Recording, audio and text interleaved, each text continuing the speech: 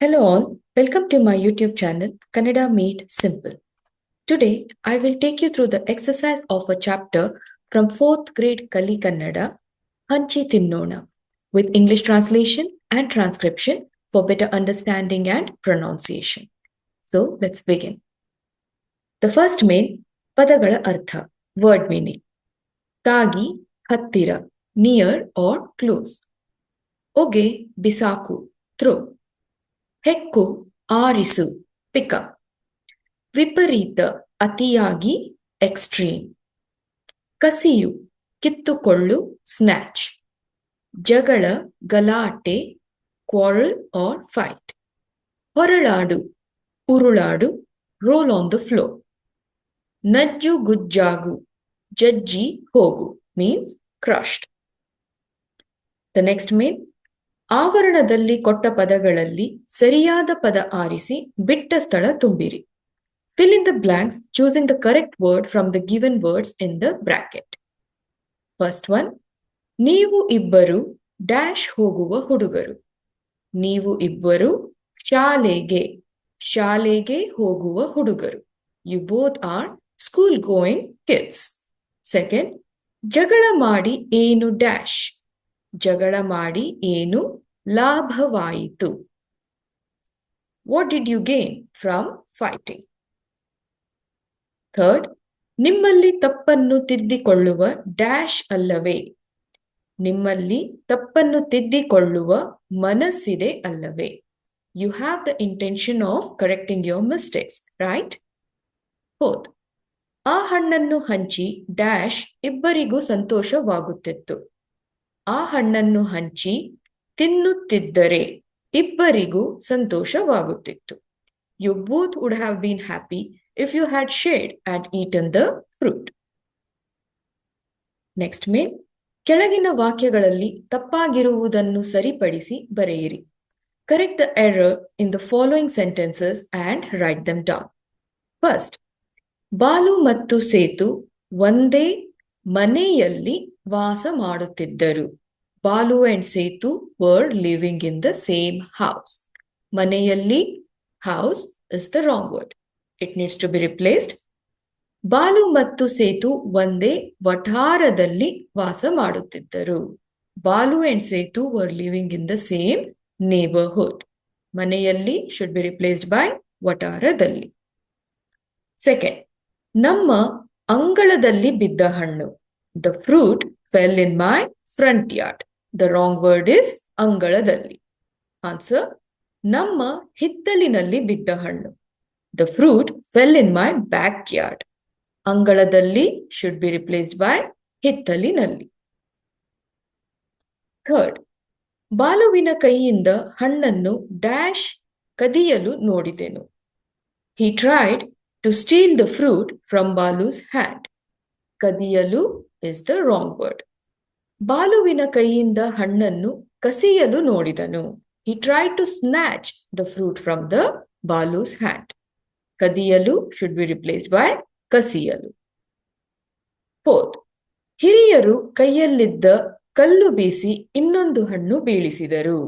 The elderly threw the stone he had in his hand and dropped the fruit. Wrong word, ಕಲ್ಲು, stone. ಹಿರಿಯರು ಕೈಯಲ್ಲಿದ್ದ ಬೆತ್ತ ಬೀಸಿ ಇನ್ನೊಂದು ಹಣ್ಣು ಬೀಳಿಸಿದರು. The elderly waved the cane he had in his hand and dropped the fruit. So kallu should be replaced by betta.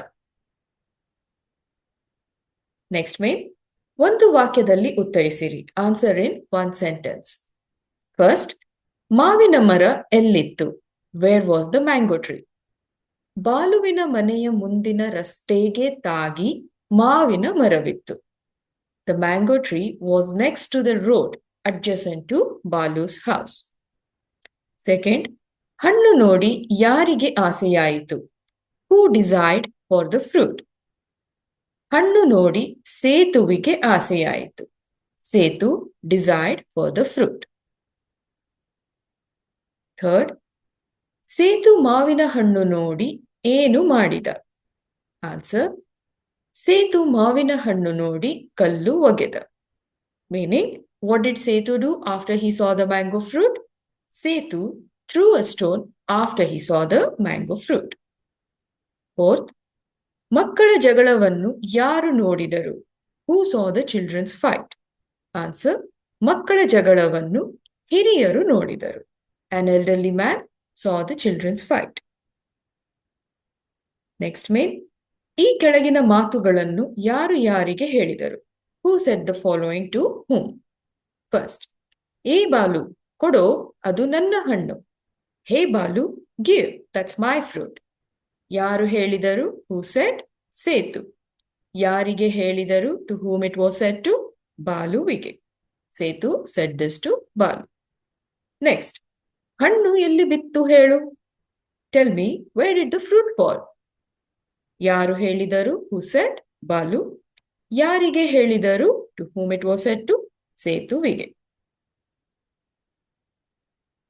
Third, ಕೊಡೋದಿಲ್ಲ, ಏನೋ ಮಾಡ್ತೀಯಾ?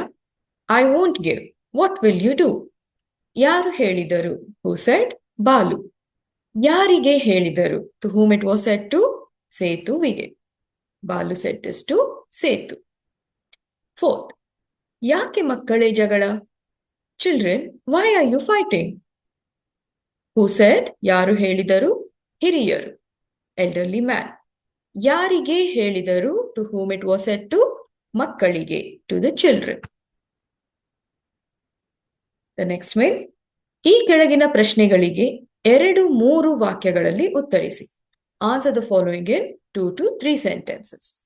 First question, ಬಾಲು ಮತ್ತು ಸೇತು ನಡೆಸಿದ ಜಗಳವನ್ನು ವಿವರಿಸಿರಿ.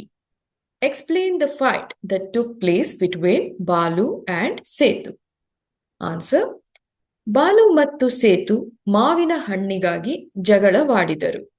ಏಕೆಂದರೆ ಸೇತು ಹಣ್ಣು ತನ್ನದೆಂದು, ಬಾಲು ತನ್ನ ಹಿತ್ತಲಿನಲ್ಲಿ ಬಿದ್ದ ಹಣ್ಣು ತನ್ನದೆಂದು ಜಗಳವಾಡಿದರು.